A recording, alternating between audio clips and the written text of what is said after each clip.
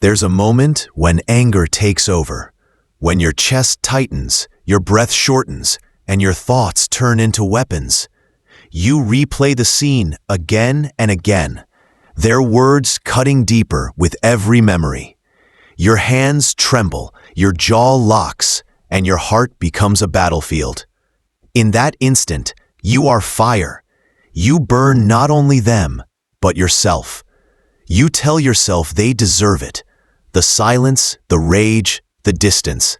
Yet somehow, it's your own peace that crumbles first. Anger feels righteous, doesn't it? It convinces you that separation is power, that control is healing. But what if the truth is the opposite? What if anger is not a reaction to others, but a reflection of what you refuse to see within yourself? What if the very person who made you angry was never separate from you in the first place? Alan Watts once said, "When you get angry at someone, you are actually angry at yourself." At first, that sounds impossible. How could my pain, my frustration, my rage be mine to own? Yet if you look closer, you'll notice something strange. The more you fight others, the more you suffer. The harder you try to punish them, the emptier you feel inside. Because anger doesn't destroy them, it drains you. We live in a world that glorifies reaction. We shout before we listen. We defend before we understand. Society tells us to control our anger, to breathe, to count, to stay calm. But control only hides the fire. It never cools it. Alan Watts taught that true peace comes not from suppressing emotion, but from understanding it. Anger, he said, is the illusion of separation, the belief that I and you are two different stories. But once you awaken to the truth that all things are connected, that we are waves of the same ocean, anger loses its purpose. Every argument you've ever had, every person who's ever made you furious, it all starts with one illusion: the belief that you and they are separate. From the moment we are born, the world teaches us division. This is me. That is you. This is mine. That is yours.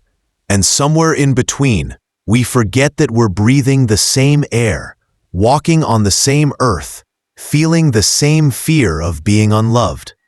Anger thrives in that forgetting. It feeds on the illusion of other. You tell yourself, they hurt me, they betrayed me, they made me feel small. But who is they? Alan Watts would remind us that the one who feels anger and the one who caused it are both part of the same play. Two waves crashing in one ocean. The wave that rises believes it's separate, but the water underneath knows no boundaries. When someone insults you, your ego stands tall, ready to defend its imaginary borders. It says, I must not be disrespected. I must protect myself. Yet if you observe closely, what you call yourself is just a bundle of memories, labels, and fears, all clinging to the illusion of control. And the more you cling, the more easily you are provoked. Think about it. You can't be insulted if there's no you to defend. The trees don't argue with the wind. The ocean doesn't take offense at the storm. They simply move, shift, and return to stillness. But we hold grudges, replay scenes in our heads, until we become prisoners of our own thoughts. Alan Watts compared life to a cosmic dance, a play of opposites, where light cannot exist without shadow, and joy cannot exist without pain. Anger, then, is not the enemy. It's a signal that we've forgotten we are dancing. It's the moment we stop flowing with life and start resisting it. When you see someone yelling, what you're witnessing is not strength. It's fear disguised as power. It's a desperate attempt to feel separate, to say, I matter more than you. But beneath that noise is a cry for connection. Every angry person is secretly saying, please understand me. Please don't make me invisible. Watts often said, You are the universe experiencing itself. So when anger rises, ask yourself, what part of me am I rejecting right now? Because the truth is, we only hate in others what we cannot accept in ourselves. The liar we despise mirrors our own fear of deceit. The arrogant remind us of the pride we hide. The cold-hearted awaken the love we've buried. The illusion of separation blinds us to this. It convinces us that peace can only exist once others change, once they apologize, once they behave, once they see our worth. But peace is not a reward you wait for. It's a realization you awaken to. The moment you see that every conflict is a conversation between two reflections of the same consciousness, anger dissolves. Because how can you stay angry at someone who was never truly apart from you? Watts would smile and say, it's like the left hand fighting the right. Both belong to the same body. Both forget they are one. And that's the beginning of awakening. When you finally stop fighting shadows and start seeing yourself in everything that hurts you, anger doesn't appear out of nowhere. It's a reflection, a mirror showing you something you've refused to see. Every emotion is a message, but anger is perhaps the loudest one. It shouts when the heart can no longer whisper. It tells you, look here, this wound still lives inside you. Yet most of us don't listen. We point outward instead, blaming, defending, escaping, and in doing so, we miss the lesson that anger brings. Alan Watts once said that emotion is like a wave. It rises, peaks, and falls. The trouble begins when we try to hold it, when we believe the wave is us. You are not the anger. You are the ocean that contains it. But we mistake the motion for the mover, the storm for the sky. Think of the last time someone's words pierced your peace. Did their voice truly hurt you, or was it the memory their words awakened? Perhaps it reminded you of rejection, of failure, of being unseen. The truth is, people rarely make us angry. They simply stir the emotions that were already buried within. Each person becomes a mirror, reflecting the parts of ourselves we've disowned. That's why certain people can wound us deeply while others cannot. It's never about what they said. It's about what within you believes it. Why you would rage at a stranger's insult the same way you would rage at a loved one's silence. Because one touches your pride and the other touches your heart. Watts would often remind listeners that the self is not fixed, it's fluid, like a river constantly moving. When we resist emotion, we dam the flow, and soon the water turns violent. But when we allow the emotion to pass through, to simply watch it without judgment, it transforms on its own. Anger turns into understanding. Hurt becomes humility. The storm becomes rain that nourishes growth. He used to say, trying to control emotion is like trying to smooth the water with your hand. The harder you press, the more it ripples. Instead, let it ripple. Let it move through you. Observe it. Breathe with it. Because the moment you stop identifying with the anger, it loses its grip. Every person who triggers you is, in truth, your teacher. The one who betrays you teaches trust. The one who belittles you teaches self-worth. The one who abandons you teaches self-reliance. The universe is not punishing you with these emotions. It's polishing you. And yet, most of us keep fighting the mirror. We see something ugly and break the glass, not realizing we've only shattered our own reflection. Alan Watts taught that awakening begins when you stop trying to change the reflection and start understanding the one who sees it. So the next time you feel anger rising, don't rush to suppress it, and don't rush to express it. Just watch it. Watch the heat in your chest, the story in your mind, the trembling of your hands, Let the feeling speak before you speak for it, because in that silence, you'll discover something profound. That anger was never against the world. It was your soul trying to bring you home to yourself. Letting go is not forgetting. It's not pretending that nothing happened or forcing yourself to forgive and move on. Letting go is the quiet art of no longer clinging to pain, to ego, to the story that keeps replaying in your mind. It's the moment you stop feeding the fire that has been burning you from within.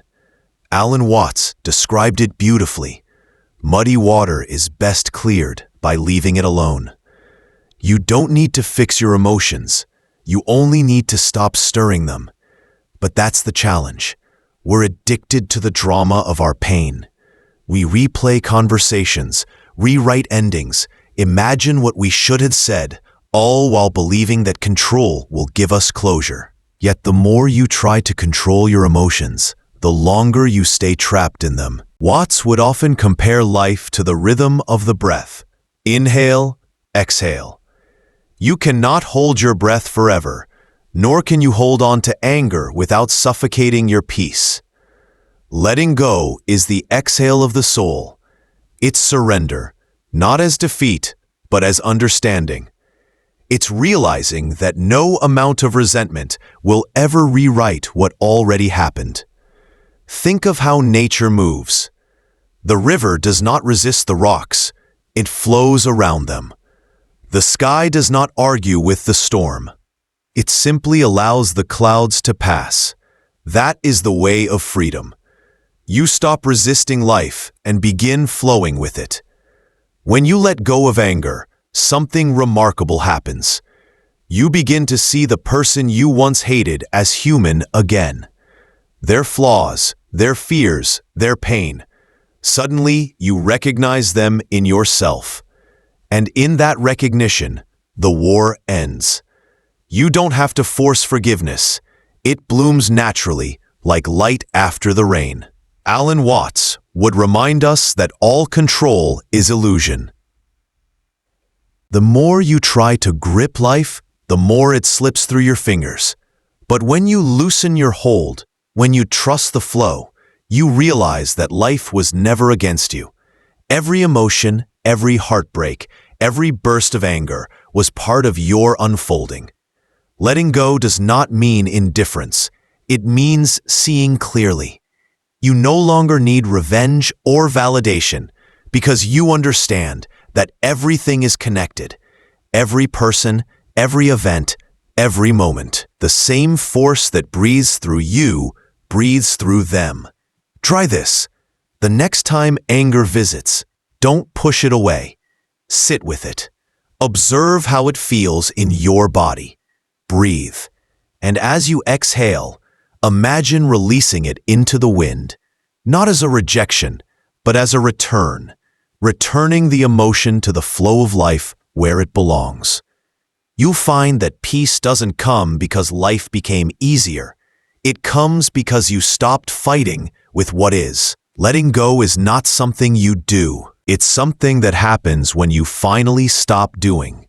And in that stillness, anger fades, not because it was defeated, but because it was understood.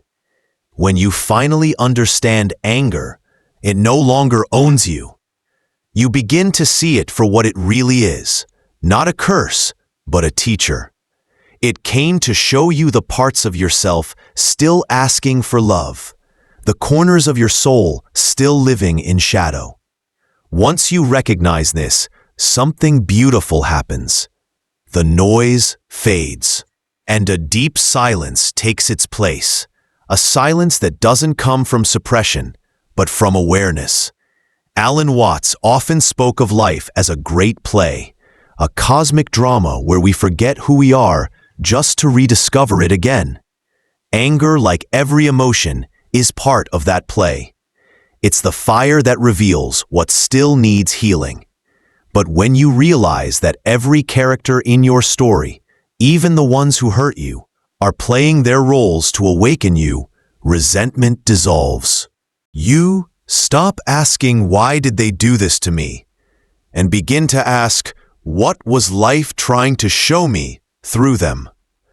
The art of peace is not found in control, but in understanding.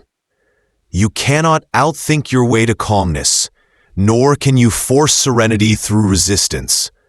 You simply see. You see how every emotion rises and falls, how every thought comes and goes, how every conflict eventually returns to stillness. And in that seeing, in that simple, quiet awareness, you awaken to something Alan Watts called the music of life. You begin to feel rhythm in the chaos, harmony in the noise, love even in the pain.